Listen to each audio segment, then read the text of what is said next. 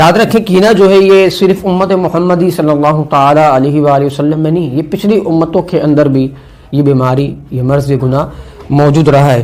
چنانچہ سرکار دو عالم صلی اللہ تعالی علیہ وآلہ وسلم کا فرمان ہے، ان قریب میری امت کو پچھلی امتوں کی بیماری لاحق ہوگی۔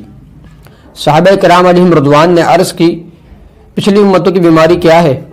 تو آپ صلی اللہ تعالی علیہ وآلہ وسلم نے ارشاد فرمایا، تکبر کرنا، اترانا، ایک دوسرے کی غیبت کرنا اور دنیا میں ایک دوسرے پر سبقت کی کوشش کرنا، نیز آپس میں بغض رکھنا، بخل کرنا، یہاں تک کہ وہ ظلم میں تبدیل ہو جائے اور پھر فتنہ فساد بن جائے۔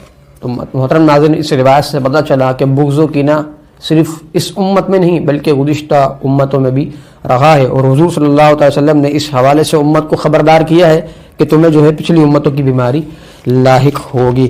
اسی طرح محترم ناظرین، نبی کریم صلی اللہ علیہ وسلم نے فرمایا، دب الیکم داء الامم قبلکم الحسد والبغضاء هي الحالکۃ لا اقول تحلق الشعر ولكن تحلق الدین۔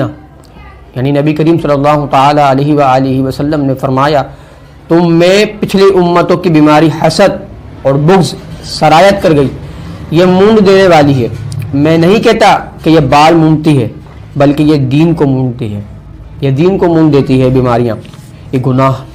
اس حدیث کی تحت مفتی احمد یار خان رحمۃ اللہ علیہ فرماتے ہیں، اس طرح کے دین و ایمان کو جڑ سے ختم کر دیتی ہے۔ کبھی انسان بغض و حسد میں اسلام ہی چھوڑ دیتا ہے، شیطان بھی انہی دو بیماریوں کا مارا ہوا ہے۔